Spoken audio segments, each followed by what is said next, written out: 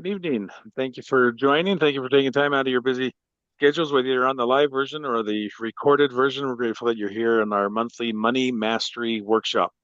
This is a wonderful opportunity, different than the one-on-one coaching, is to join with the community and to see and to hear you're not alone. You're not the only one going through this trying to improve your finances. So grateful that you're on this journey and progressing at whatever stage you might be in.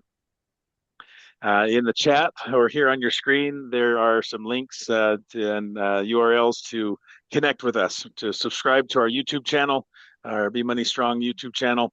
Uh, Leave us a review on Google. We love five-star reviews so that other people know what we do and how we can help them, as well as our site. There is a lot of free resources available to you or friends or family or anybody that's going through this. We just want to help people to get out of debt and be clear with where their money is going and the stress that they feel in their lives and in their relationships. So send them to our website, bemoneystrong.com.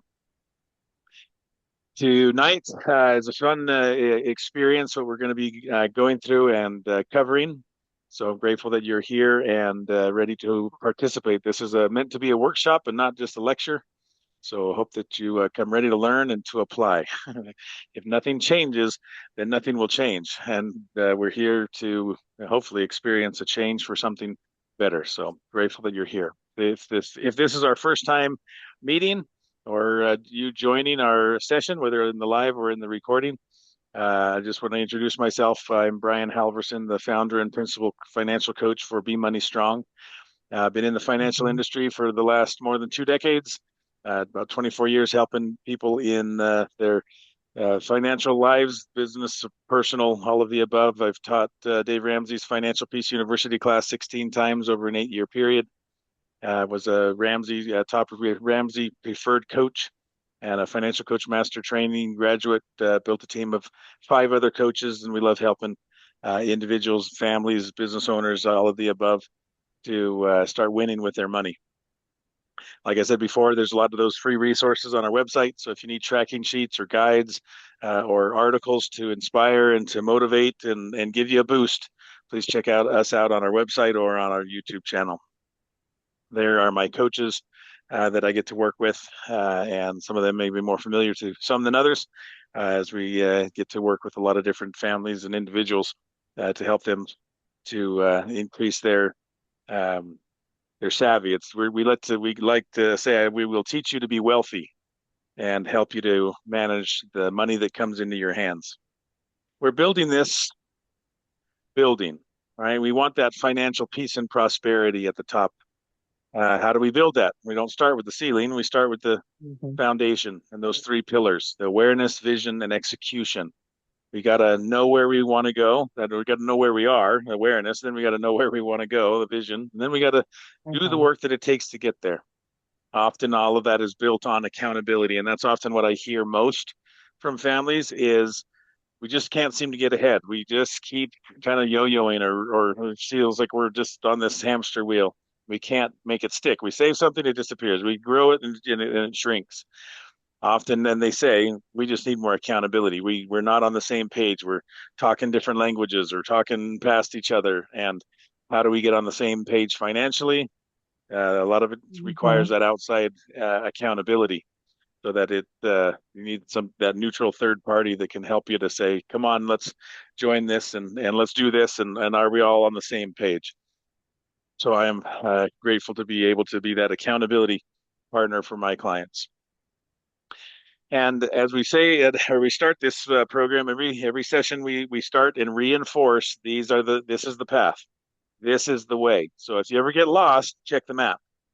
If you don't know what to do, check the map. So here are our Be Money Strong 10 financial, this 10 steps to financial success. Step one, you got to create and live a budget.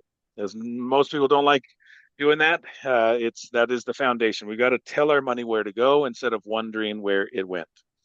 Number two is we got to optimize our bank accounts and make our money work Mhm. for us as much as we can, and having separate accounts for separate purposes. And I know at the beginning, my daughter, she went to college, and I was trying to help her to get ready and teaching her about the accounts and checking accounts, okay, savings accounts, and how do I manage all this stuff? It's just so So much going on. So it's we optimizing your accounts for different purposes is a foundational step. Step three is managing those risks. Make sure you have the right insurance, diversifying your investments when you get to that stage, having wills, having trusts, making sure you have the identity theft protection so that when something happens, you are ready. Making sure you have beneficiaries designated on all of your assets, all of your accounts. Step four, make sure you're saving for that highest deductible, at least $1,000. Some of you might have a higher deductible on a house or on a car or health and high deductible savings accounts or things like that. We want to be able to have that amount saved for a small emergency. Then we get into focusing on paying off all of your non-mortgage debt. Laser focused, single-minded, let's get out of debt. We have a little bit of savings in case something happens and we don't reach for the credit card. Now we start again in five. Step five is to pay down all of your non-mortgage debt. Step six is start saving for those bigger emergencies. Hopefully we never have them. Hopefully we never need that full emergency fund, but it's there just in case. I always say it's better to have it and not need it versus need it and not have it. So we want to have that. And so be saving. How do I get there? Save 25% of your income, put it in that high yield savings account for those emergencies until you get to that 3 to 6 months range, and then pause. And then we move to the next stage. Step seven is to start saving at least 15% of your income into retirement. That could be 401ks or IRAs or HSAs and 503Bs and whatever plans your employer may offer. But we want to be saving at least that 15% so that you can retire. I was having a session earlier with a client and said, it's like mom used to say, get your chores done so you can go out to play. So get your retirement built so that you can retire and go. And retirement is an age, not a, or sorry, it's a number, not an age. You might be 65, you might be 67, you might be 87. If you don't have your number, you can't retire. You got to just keep working. So we don't want to do that. And if you get your number early, retire early, right?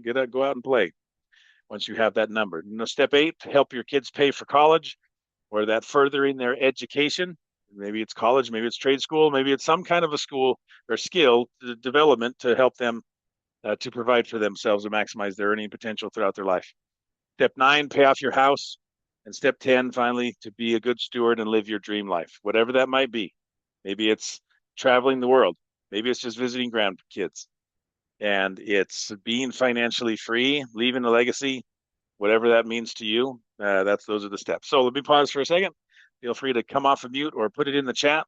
And let's talk any questions or comments or thoughts, anything related to those steps. I know you hear these if you're a repeat visitor to these sessions, watching these videos online. You've seen these before, but they might hit differently depending on the stage you're in. So this is why I always pause and start and just kind of level set us. Anything happened in your last month that you think, oh, what about this now? I'm ready for that. I moved from one stage to the next. What do I do now? So feel free to put it in the chat or come off of mute. Any questions, comments, thoughts around any of these steps? I have a question. Yeah. If you're saving for step three, which is your 4 to 6 months, but you also want to do 3B, do you do those concurrently? Good question. All right, let's define some of those good terms you use. So Dave Ramsey talks about baby step 3B is saving your down payment for your house. I want to buy a house. Okay, great. Then where do I fit that in? Is that baby step one or after I retire? Hopefully not. So that's why he says, well, put it in as baby step 3B. So technically it would be get your emergency fund fully funded, the 3 to 6 months, and then transition to saving your down payment for your house. Now, back to your point, Corinne, what if I do it concurrently? Could I do it that way? Yes, but your dollars can only be spent in one area, right? I can either put it in my emergency fund or I can put it in my down payment fund. So if I have $100, I can do 50-50, 60-40, 100 here, zero there. Right? You can only slice that so many ways. And if you really, at the core of the question, what I focus on with clients is, should I multitask or should I be laser focused? Should I do them concurrently? You can. It just slows you down to achieving both of those goals. And what happens if we have an emergency, heaven forbid, in the meantime while we're saving for our home? They say life is what happens to you when you're on the way to go somewhere. So life might hit me while I'm on the way to save for my house. So the book answer is to save and get your emergency fund, then shift gears, go do the down payment. Now I call it the book answer because that is laser focused, single minded. I make a lot of progress. I just am. I'm all of my focus is those baby steps in order. Now I personally like focusing on not just the math and the order of operations, the left brain, but also the right brain and the heart. What if I just can't stomach the idea of having to wait that much longer for my house? I have that sometimes with clients in with the seventh step about investing. I can't not invest. I'm getting the free money from work, the company match. I can't do that. I'm supposed to not do anything until I have step four done and have my $1,000. I just can't give up that free money. So if we go with the book answer, often we disengage because we're so stressed internally of I'm giving away this money. I know I'm supposed to do this, but I have my heart wants this and my head wants that, and we just kind of lose traction because we're distracted emotionally. So for me, if it helps you to sleep at night, to multitask, mathematically it does slow you down, but at least you're engaging with the process and you don't abandon the plan because you're stressed out about the journey. So for me, it's more about progress than perfection, even if it says, okay, this is the quote unquote right way of doing it. With my clients, I love personalizing that and helping them to say, okay, how about you? Like I've had to literally like I save $1,000, so I can't do that. I need 10,000. That's a little high. Let's meet somewhere in the middle there. Okay, I can do 3,000. All right, is that Dave Ramsey approved? The book answer says stop at 1,000. But if you can't sleep at night, get your three and then get to work on your debt. Yes, it delays you getting out of debt, but it's better to engage with the process. In my mind, that psychological momentum than having some quote unquote right answer. Does that help, Brand, answer your question? Yeah, great question. Other questions about any of the steps? Dave's Ramsey's 7 baby steps or my 10. You can see them kind of overlapping and intermingling. Okay. No other questions? All right. So I love nature. That's where all my backgrounds come from. This one is hopefully inspiring spring to stay and before we get too far in the summer. But it's my mom's tree outside of her house. Imagine you're hiking up this mountain you might see here, right? There's these waypoints along the way, these stopping points, these base camps, whatever you want to call in this financial mastery journey. What are those stages? There, I have identified 6 financial stages with my clients helping hundreds of families over my decades of helping families. We kind of go through one of these 6 stages. We're in one of them, and we kind of sometimes we make progress and slide back and go up and back. And it's helpful to identify yourself on the map so you know, oh, this is normal, and what's the next stage, and how do I get from this stage to the next stage? So stage one we call that crisis mode. That's when debt is growing, right? That backpack is full of bills and weights and it's heavy. And we might be in the negative every month. Not a very fun place to be. We want to get to the second stage, which is survival mode, where we're actually living paycheck to paycheck, which is actually a goal for every person that's in stage one of living debt. Debt is growing. We don't want to stay in paycheck to paycheck for very long. That's why we want to move to stage three, where it's stability mode. And I have some margin. I'm living below my means, and that margin is my capacity. That's the shovel I can dig myself out of this hole. Stage four, I'm now in growth mode. I'm building that momentum through my goals. I'm making progress. I'm maximizing my goals and my progress so I can get into security mode. Right. And I'm protecting all of my assets that I've been building and growing. I'm increasing my pace, my compounding interest, my momentum is building. Then I finally get to legacy mode where I experience that financial freedom. That's why a lot of clients are here. A lot of people are here is they're looking for that freedom from stress, freedom from anxiety, freedom from the fights that I have with my spouse over money. That's what we are here for, is to attain that financial freedom. So hopefully you can see. Can you all identify where you are? Have you remember where you used to be? And you can kind of see, oh yeah, I remember those days when I was living paycheck to paycheck. Not much fun. I remember when I debt was growing. That was so stressful. I avoided the mail. I didn't open the mail. I remember the days where I was finally able to live below my means, and I had $100 at the end of the month. It was such a win. I have clients that are trying to get to a positive budget. And we have our first budget this month where they're actually in the positive. It's such a fun feeling. They're making that progress. Maybe you're in growth mode where things are pretty stable.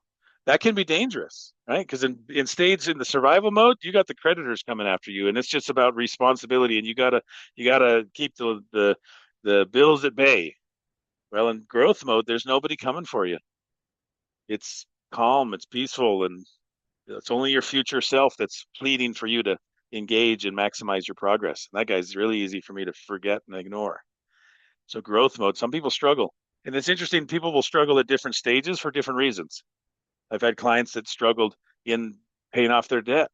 I've had clients that did great at paying off their debt, and then they struggled saving. But it's the same principle. It's the same money. It's like, well, you should be running towards growth. This is your money. You get to keep it.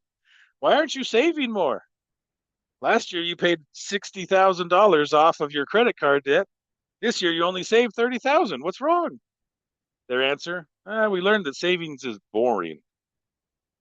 So easy to delay and forget and ignore. And I don't like savings. Hmm, interesting.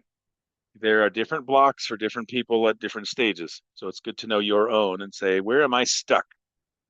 And how do I break free? And maybe you need some of that accountability to break free and get unstuck. All right. So last month, we want to talk about what did you try out as you come here every month and you learn these principles. Think about what did you try out from our last money mastery workshop? What did you or how did you apply it? What did you do as a result?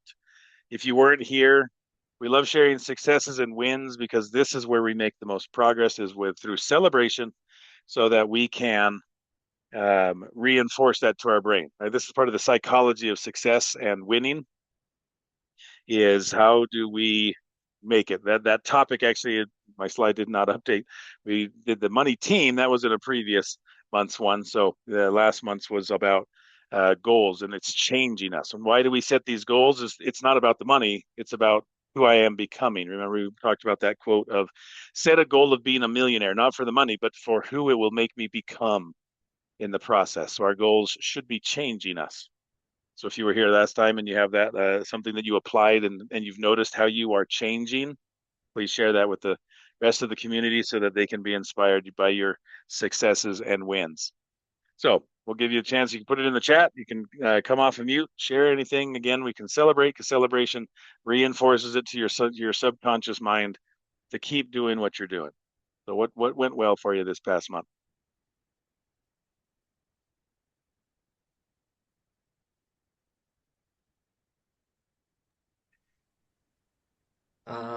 A win, Adrian. I guess, for our family was that we had what Air Fiji had a flash sale to go to Australia, and so we went. My wife and I and our two teenage children. At home, uh, we've got a cantankerous teenage daughter, but on vacation, she was a completely different person, and we all played together. Um, you know, ate together, played ping pong, played pool, played games. So it was a week away in Australia and it was absolute quality family time. So I consider that a really big win for our family. Awesome. And and I bought the tickets last year in 2025 when they had the flash sale. And it was, I would say it was about creating an experience for my family. So not just Yeah. vacation, not about the money, but well, the money was created a lifetime memory, an experience for our children. It was so much more, so much better than buying something for them. Something was money better spent than say buying a car or eating out. Um, it was created a wonderful experience. Yeah, kind of like comes to mind as legacy mode, right? Leaving a legacy, having building memories with our family. Not about stuff anymore. It's about experiences. It's about those reconnecting with those cantankerous teenagers. Yeah. I got a few of those. So yeah, we had a period in our life. I think we had six teenagers all at once. How is that possible? I have five children. My wife has three, and they overlap like that. And so it was, we had we had a whole pile of teenagers. So I understand, and I feel your pain with the cantankerous. And you're leaving legacies. You're saving relationships. We're enjoying Yeah. each other again. Think what happens when you're able to pay for that, and it doesn't, and you don't come home from any vacation, whether it's to the park or to Australia, and you come home only with memories and no credit card bills. That Yeah. is leaving a legacy. So awesome. Love that win. Cynthia in the chat says, with my growth in my health journey, grocery shopping is much easier when eliminating unnecessary food that is not needed in a general diet, such as processed foods. I gave away sugar a year ago, wow, and recently added on many types of bread. Wow. Congratulations, Cynthia. That's awesome. My daughter is on a restrictive diet for some health things that she's going through, and it's been a while since she was just telling me this weekend. It's like, I haven't had sugar in a long time. And now when I have it every once in a while, I don't even like it. Like, you're weird. I don't know what you mean. Like, I'm craving sugar, watching your brother eating a bowl of ice cream, and she's, no, I don't like this stuff. Our tastes change, literally, figuratively. I love seeing that with clients and their successes, is they'll say, I've changed. My tastes have changed. I don't like that anymore. I don't do those things anymore. I used to always do that with my money, and now I don't. An earlier client this afternoon said, I feel much more confident in my decisions than I would have 5 years ago. I look at myself and I've grown, right? That's Jim Rohn set a goal. So it changes us. And hopefully those changes are what's happening on the inside. You are becoming something. I'm more confident. I'm more experience focused. I'm less stressed. I'm eliminating sugar. It can be health, it can be financial, it can be relationships, it can be so many different areas of that wheel of life that we've talked about in the past, of the physical, our spiritual, emotional relationships, our financial. We didn't really talk about it in this one, but the six financial stages. I also have five pillars. It's the financial pillar, the emotional, the physical, the relational, the spiritual. So it's focusing on all five of those things. Money is only one area of our life. It affects everything in our life, but it's not the center of our life. So I love it that you're having health goals, and I'm getting better for it. It's awesome. Good job. Any other successes and wins anybody wants to share? We can celebrate together.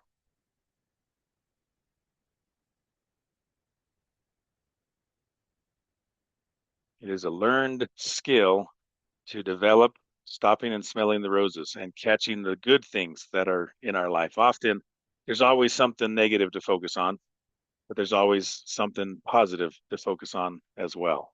So it's just about what we choose to focus on.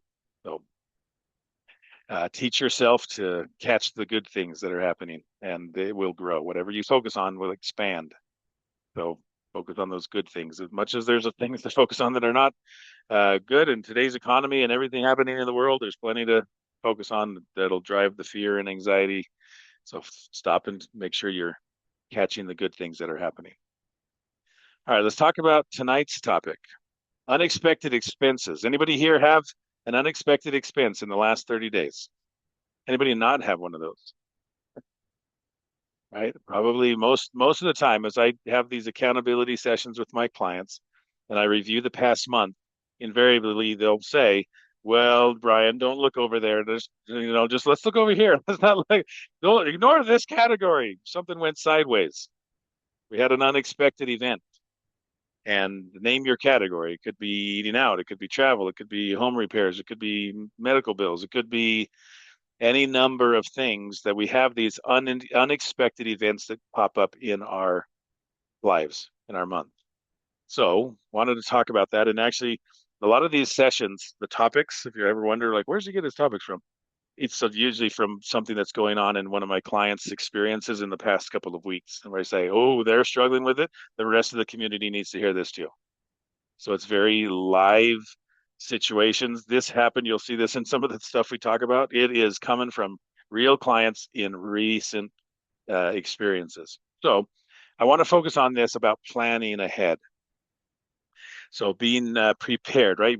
Prepare your plan before the hard moment or that choice arrives, right? So it's being ready. That's why we do disaster drills. When I was a kid and growing up in California, it was earthquake drills, or go on getting under the desk. What do I do? Where do I go? So when I was even younger than that, it was hurricane or tornadoes warnings in Texas. And okay, what do we do? And where do we go? And what is that? All that alarm stuff going off. So we want to make sure we are prepared, right? We're having those goals, we budgets, preparation, direction. That's what we're going to be talking about this evening. And again, if you have questions or comments, please come off of mute. I want this to be interactive, a workshop, and not just me talking too much. But here's the example, right? This happened just this past week with one of my clients. Okay, the situation was it was a challenging month. April, right? We were in May now, but in April we were reviewing April's progress. April was a stressful month. A lot of stuff happening in this family. A lot of stress, a lot of just tired, exhaustion. And they said, "Man, we really messed up in our eating out budget. We blew that through. We like twice as much as we should have." Well, what happened? And that's what I always look at and say, right? Success leaves clues, but also missed goals. There's an opportunity to learn from that. So we got to stop and we got to identify those clues. So what was it? Well, convenience took over when our energy ran out. We were tired. We were busy. We were going, and it's 8 o'clock, and sport event had ended, and we're on our way home, and not gonna get home till 9 o'clock. And holy smokes, it's we've got time. Who's got time for that? Make dinner. So we'll just stop and eat out. Well, it was a busy month, so they ate out a lot, and it showed. So we discussed it wasn't really a money problem. It was more of a plan problem. It was lack of preparation. So the insight that this family gained was during that session, well, we identified 9 different options that we could have used on those busy nights instead of overspending. Right? Those options, the reality was the options always existed. They just didn't have a plan. I asked them, like, what happened in the moment? Well, we were stressed, we were tired, we were just craving convenience, and it turned into these expenses, this behavior. Now, after the fact, we could stop and calmly and rationally look like, what choices do you have? They ran through and we came up with 9 different choices. And they're like, wow, I mean that we didn't know those existed when we were in the moment. I hit stress mode. I didn't know what to do, so we just went with what was most convenient. So that's what we're going to learn. I hope that all of us can learn from this experience so that it doesn't happen to you, because all of us are going to have those stressful, tired, just want some convenience. Somebody do this for me. Take it away, make it go away. We all have those moments. So the stress spending cycle, it could be about food, it could be anything, right? In this family, they were stressed and they were tired. They didn't have a plan in place. The convenience ruled their decisions, right? It blew the budget. Then the guilt set in. We do it again next month. And how often do we have one of those? We had a weird month this month, Brian. Next month, I promise, next month will be normal. And I've heard that a lot of times from clients. Next month will be normal, Brian. Next month, we're for real this time. Like, okay, it's your money, it's our progress. We have a goal. We want to make sure we're moving towards it. So how do we maintain as much progress as possible? And again, often we rely on willpower, right? It wasn't a willpower problem, it was a preparation problem for this family. And when we're stressed and tired, we default to what's easiest. We go into our natural state when we're tired and overwhelmed. And okay, there's a restaurant and a fast food place on every corner. So there's never a shortage of places to stop and do it. I face it myself. I'm coming home from the sessions and heading home, and there's, oh, I'll just grab something. Like, I'm going home. There's food there. If I would just wait 10 minutes, I'd have food. But uh, it's just I have to coach myself through this as well. So here's what we came up with. And it was them saying, okay, what could you do the next time? Because it's going to happen again. Is sports over? Are they done? No. Okay, then this is going to happen in May. It happened in April. What's going to happen in May? All right. So this time we can stop, pause. And in that session, we came up with this strategy, this plan, and said, let's identify it so that you have resources to pull from instead of credit cards to pull from. So these like says they existed. They were always there. We just never took the time to write it down and be ready. So they came up with, well, maybe we could do a freezer meal. Right? Maybe we do big meal prep on Sunday. We make a bunch of freezer meals during the week. Maybe we go down to the store and buy the rotisserie chicken and just have a bag of salad. Just something fast. It's already cooked. You heat it up and on you go. Maybe, hey, it's just scrambled eggs and toast. Something super fast. Nobody wants to come home at 9 o'clock and then pull out the slow cooker and heat up the oven and we're having dinner at midnight, right? So set the slow cooker before you leave and hit the game and it's cooking while you're gone. Hit the grocery order, right? Saving you time and saving you from those impulse spending on when I'm in the store. Maybe I just have a batch cooked rice and veggies. Maybe I have just some simple pasta. Maybe I have a family. Hey, let's share a meal. We're out with friends or family. Let's cook together. Not a hey, let's go out to dinner both together. Let's share a meal together. Maybe it's not that you can't ever eat out, right? This is we're adults. It's our money. We can do whatever we want with it. Make sure that it's an alignment and it's helping you towards your goals. But you can go out to dinner, right? That is allowed. You don't need my permission to say that. So we just want to make sure that we are ready for those events. Any one of those would have kept them in the budget, right? They needed a list, not willpower. Right? We hope we will rise to the level of our willpower, and I'm inspired, and I'm going to do it this time. But we often fall to the level of our systems and our preparations and our those stop gaps. So let's now's our chance to do it. All right, here's another. Well, before I move on, any thoughts or questions? Is this crazy? Is this possible? Could you do this? Could you have your own list? Well, I mean, is that, I guess what we're trying to do is get people to stick to a budget, but could you potentially take money from, well, the money's got to come from somewhere because you've blown your budget. So can we take that money from the grocery budget and put that towards the spending? So now we've got to eat spaghetti and spaghetti sauce to keep our grocery budget under at our now reduced level. Is that an option too? Absolutely. And they're actually going to good segue because it's in the next example. So Um, hold that thought. But yes, you can shift things around, right? And say, well, okay, we overspent in eating out, so it's got to come from somewhere. That thought right there, just like that blows a lot of people's mind. What do you mean? Like take it from somewhere else? I had to eat, so I just used my card. But you're having the discipline and the foresight to say, no, we have to shift things around. The money is a finite resource. I can do anything I want, but I can't do everything I want. And if I want more in eating out, that means less of somewhere else. And it might be the grocery budget. It might be your debt snowball. It might be your goal progress. It might be your retirement. Well, that isn't much fun. What do you want to do? Eat now or eat in the retirement? Ooh, that kind of puts things into perspective. It's never that extreme, but I just want you to be thinking of that. Like the money has to come from somewhere. You're actually absolutely right. And you can play musical chairs with your budget. It's your budget. You're the one that said it. Change it. Told this to a client one. I'm like, never write your budget in pen.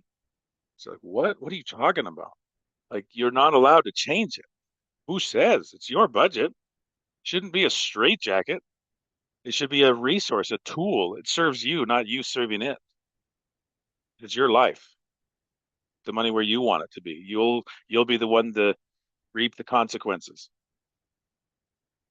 So yeah, good point, Adrian. Any other thoughts or reactions to this list? This one's just about eating out, which happens to be a lot of people's money leaks, I find with my clients. Any thoughts around that?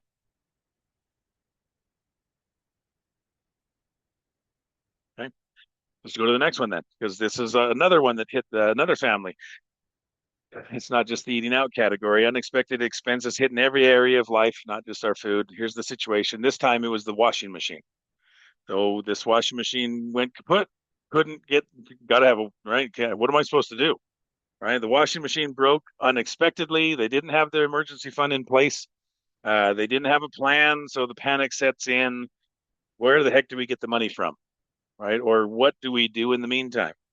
So again, in our session, we sat down together and we mapped out for them 8 options. It's interesting. There's always more options than we think. Often Stephen Covey talks about the sucker's choice, right? This false dichotomy where it's either this one or that one. I gotta either use my credit card or starve to death. Yeah, it's never that extreme. There's 8 other choices.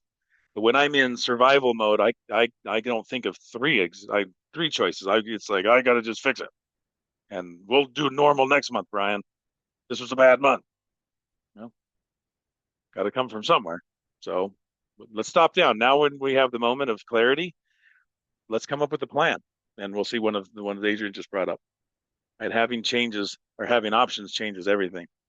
And the same principle applies when you haven't pre-planned it. Then the panic often makes the decision for you. That's what we're trying to avoid. And this is true of all of us. And these are certain budget categories, but I want you to see yourself in what I'm sharing. What are your money leaks? What's your version of this? Is it eating out? I've had clients with clothes was their money leak. They spend a ton of money on clothes or travel or eating out or Amazon, right? What's your stress response? When you're stressed, what do? Where does it show up in your budget? Well, this family was stressed. We got to fix the washing machine. So we need to have an order of operations, right? What do you do in case of an emergency when the washing machine breaks or anything else for that matter? We go through this list of the order of operations, what to do. You have your own, right? If you like these, steal them. If you want to reorder them, adjust them, you can have your own versions. But we went through this with this client on the washing machine. Well, let's use the emergency fund. Well, maybe I don't have one. Some that do have it, they hate spending it. I've had clients that will rather use their credit card than use their emergency fund because they know how hard it is to build that dang thing. Like, but that's what it's there for. But I can't use it, Brian. I'll just use my credit card and I'll pay it off. I'd rather be in debt to them than to be in debt to myself. Hmm. Some interesting mindsets there. It's very normal, very common. So maybe number 2, I'm going to cut back on other expenses. There it is. I'm going to rob Peter to pay Paul. Play musical chairs with my budget. And I'm going to shift some things around. Okay, this one went high. Home repairs went high, so eating out's got to pay for it. Or vacation's gonna, or clothing. I'll have to do the clothing next month. Or I'm gonna beans and rice it this month. Spaghetti and sauce. That's all we're doing this. Okay, got to come from somewhere. Well, maybe I can change my circumstances and I'm going to sell something.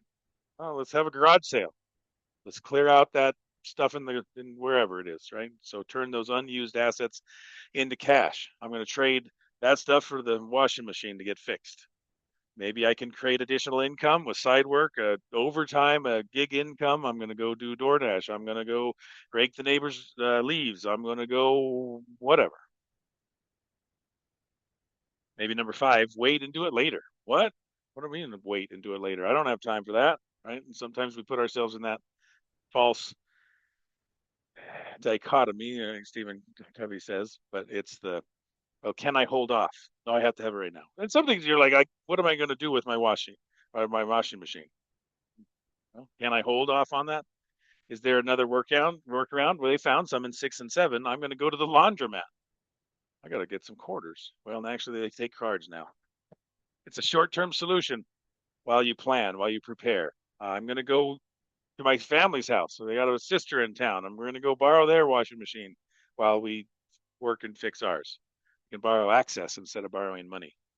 And yes, unfortunately, sometimes you have a big enough emergency, you might be on 8 and you might need to use debt. But when you're at stage 1, when debt is growing, that's your number 1. That's the problem is we always reach for the credit card. We go to step 8. Our order of operations is backwards because the rest is harder. It's discipline, it's delay, it's patience. I literally had a younger family, like in their upper 20s, I think they must be. And they were in the negative and they were in debt and just struggling. And like, well, and they asked me, what do we do if we don't have the money? And my answer was, you don't buy it. You tell yourself no. And they looked at each other and it was like they were just so shocked that I would say that. And they're like, well, Brian, we've never done that. We've never said no to each other. This is what's happened. We're just going to go do it. That's where the debt came from. Oh, cause and effect. Hmm. All right, I got to change my approach to things. What I think is normal may not be so healthy. Right? Eating sugar is very normal, but it doesn't mean it's healthy. Right? Being in debt is very normal, but it's not healthy. So, any thoughts around these? Would you add a ninth, a tenth? What other things might you find? What would you add to Well, this order of operations? I don't think I Sure. would add anything, but I would wonder what if someone literally believes a credit card is not debt? It's just a form of payment. That's an interesting one, right? Are they That, paying it well, off? because I pay it off every month, but not all the time, but I do pay it off every month. That's the what I get. Yeah. Sometimes it is, well, let's define what debt means. And are we creating creative answers? Debt, I've had a client that way. It's like, well, I'm borrowing from this retirement. It's not debt. Like you're borrowing from your future self. You owe money. That's debt. But it's 0%. It's still debt. So does interest equal debt?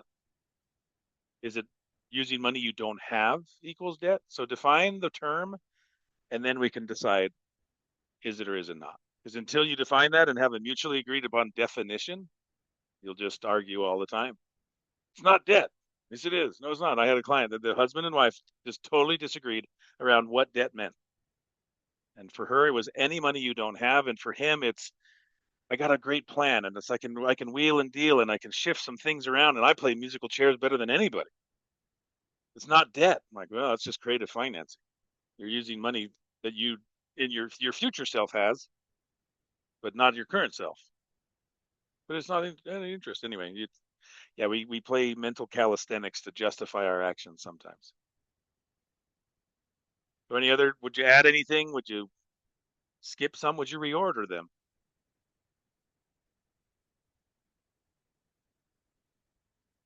I had a client that we went through, and we've done this several times because every family needs to do this.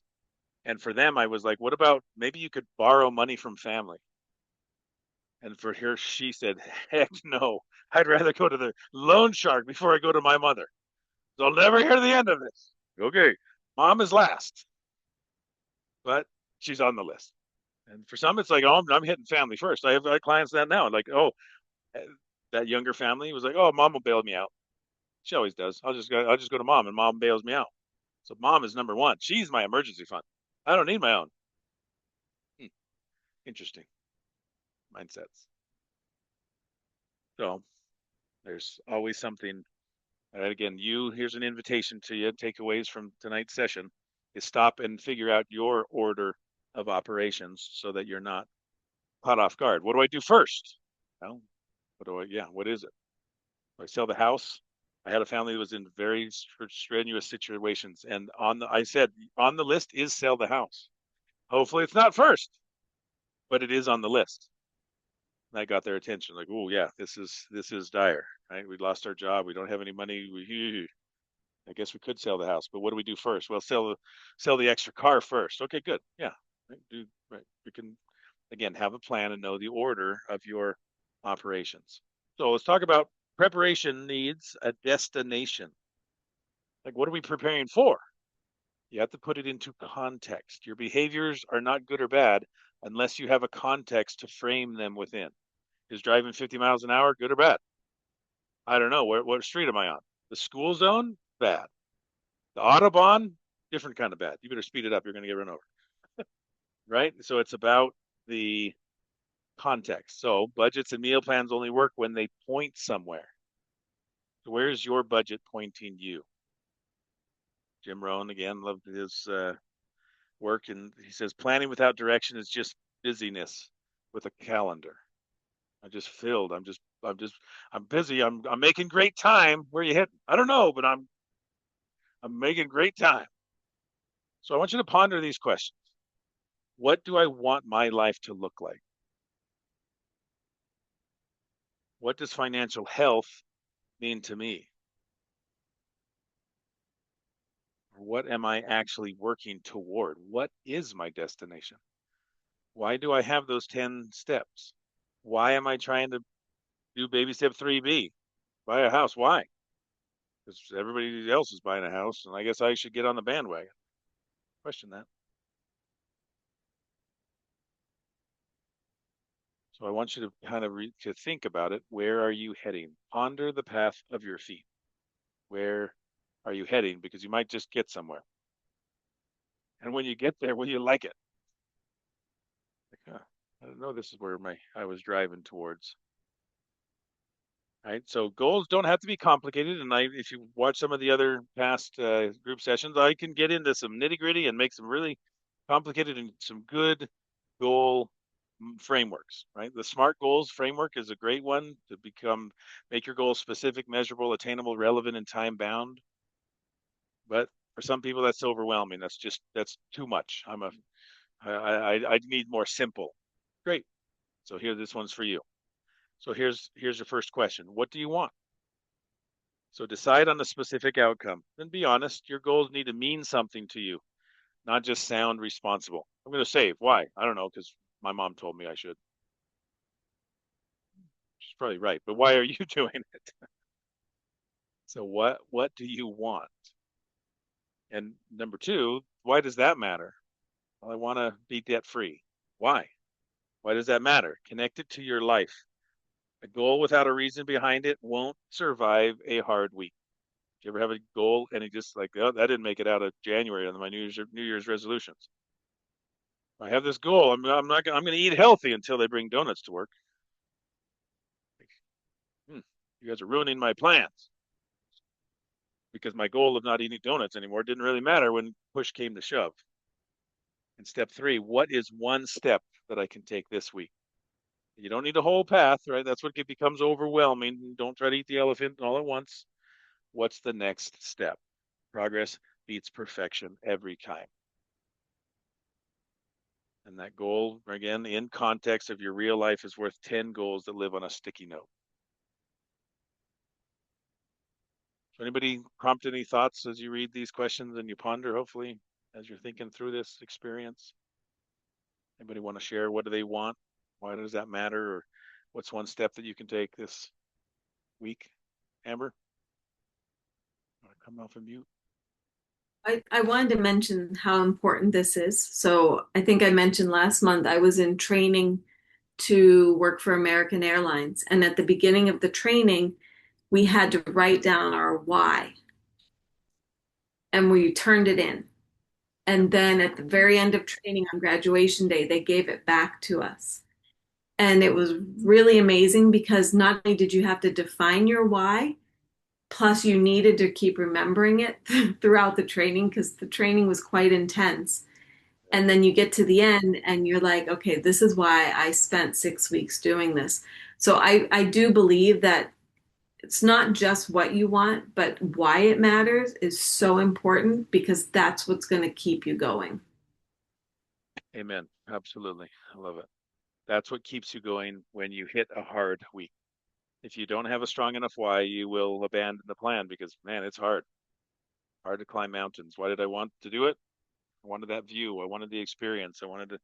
Right, I use this example. Right, you go to the gym and there's 10 people running on the treadmill for 10 different reasons. They're all doing the same thing, but they're doing it for totally different reasons. This one is trying to get healthy for swimsuit season. This one's trying to be healthy to raise their children. This one wants to, right, not die of a heart attack. Everybody has a different motivation, and you got to tap into that. Otherwise, you won't have the staying power to keep you going, right? Because willpower wanes. That's emotion. Emotion does not have staying power.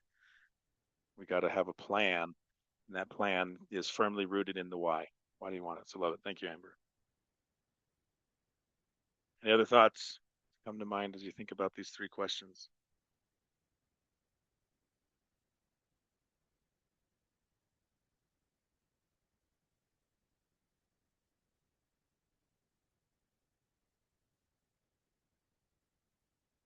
Just keep it simple.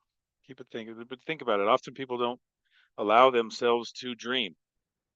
I've met people in my experience that have learned not to dream because it just leads to disappointment.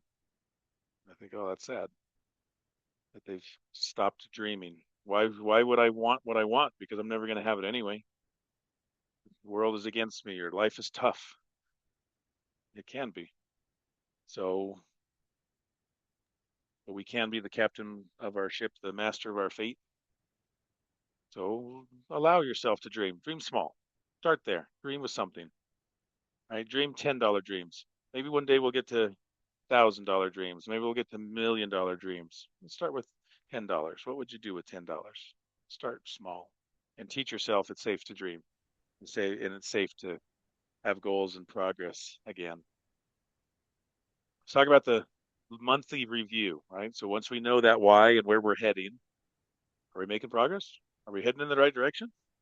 So again, thinking about the topic is the unexpected expenses. Think you gotta learn to look down the road a little farther. Right? With my teenagers that are learning to drive, I'm like, that stop sign sure snuck up on you, and you had to slam the brakes. You gotta learn to look down the road a little farther. Yeah, the stop sign is coming. Don't hit the brakes 10 feet before it. So I want you to scan. Think about the next 30, 60 days before the month starts. Often people make the mistake that they think budgeting is the same thing every month. Actually, budgeting is different every single month because no month is the same. This month, the Amazon Prime hits. This month, the car registration hits. This month, we got to get back to school. This month, we got to do the birthdays. This month, every month is different. Your categories may not change every month, but the amounts often will. So look down the road and learn to forecast a little bit better and look at birthdays and anniversaries. These are often things that trip people up. Holidays and school events, car maintenance that's due, annual subscriptions that are renewing, busy work weeks, right? This week is cram week, and man, it's going to be a tough week. All right, then now's the time for meal prep. Medical appointments or co-pays, travel or weekend trips, the vacations, the back to school, the seasonal needs, etc. Right? These really aren't surprises. You know, Christmas comes every December. Did you know that? Oh yeah, I forgot about that. So does the Disney Plus membership. So does the Amazon Prime. So does the car registration. Often we just don't plan ahead. We don't look down the road, and it's just like, oh, dang it, this caught me off guard. Oh well, we were surprised. They're probably just unplanned. We didn't for we caught ourselves. We didn't forecast as well as we could. Let's remember this for next June. We got that car registration again. Right? Naming them turns them into line items on your budget, and that's where you can have those sinking funds for it, and you're preparing for it, right? And so it's monthly, weekly, and daily behaviors and frameworks, right? Each level protects your money differently. Together, they keep it moving towards your goals. So again, everything is in context. Nothing wrong with your behavior, but does it help you or does it slow you down towards your goals?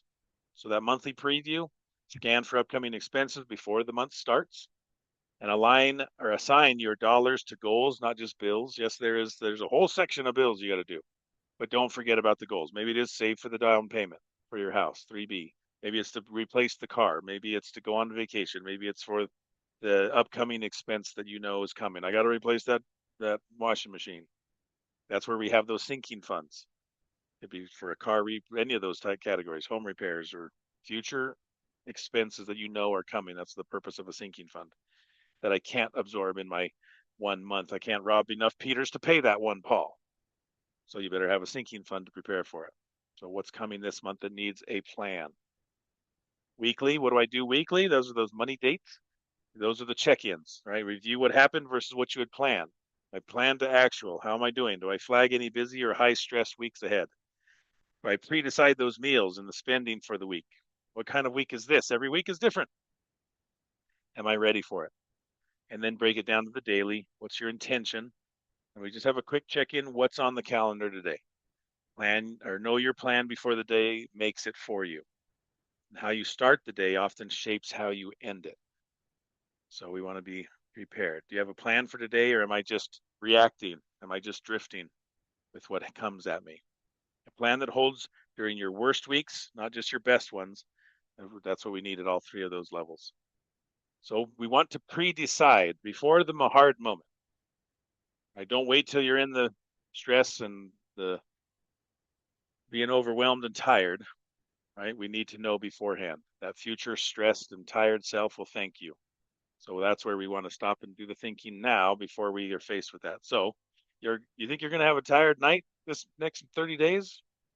Probably. Or maybe I need to have a list of 5 to 9 different easy meals. Stock the ingredients ahead.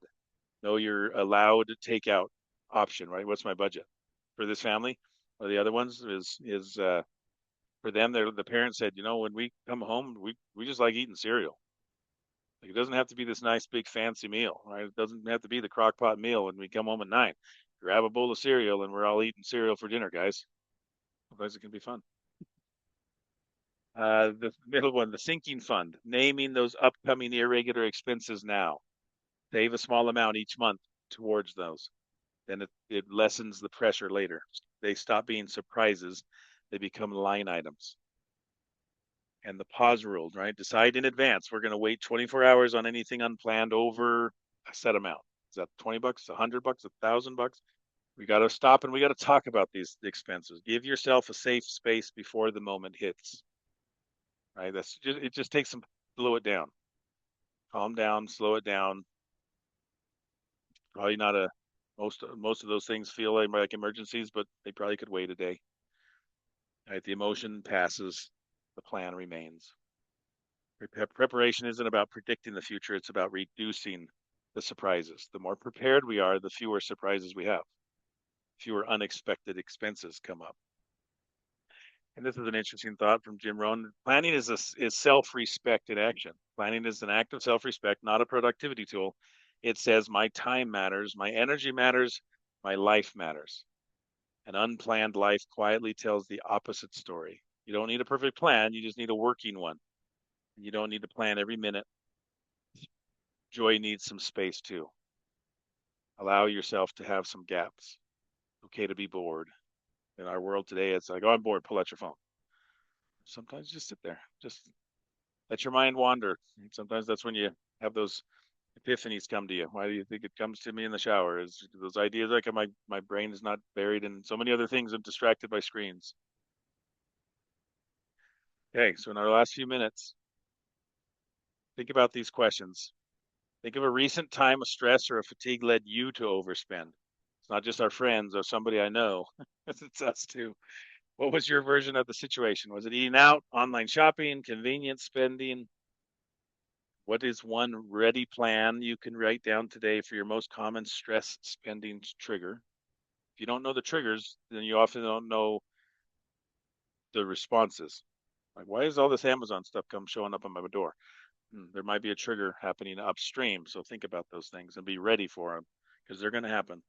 And what is one upcoming expense in the next 60 days you could start preparing for right now? So think about that. What comes to your mind? This is where we learn from each other.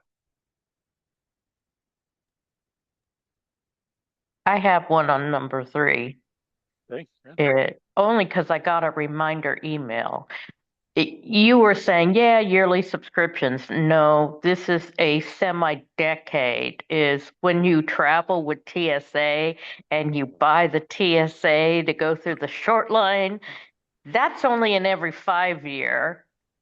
And luckily, they sent me an email this month, and it's not due till July. But it was like, oh, I got to renew that Yeah. because Good. if you let Plan it ahead. lapse.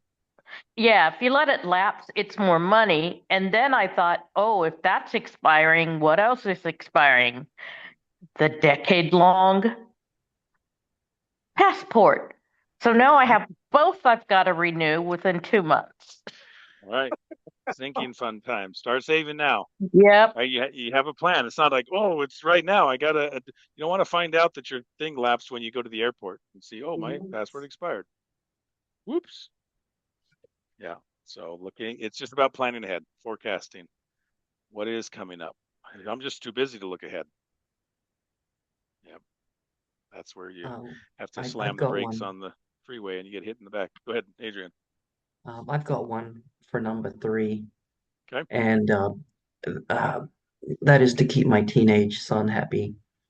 And here, where we live in Santa Clarita, they've just opened a absolutely world-class bicycle park, uh, bike park, mountain Park. bike park, Wow. and he doesn't have an appropriate bicycle.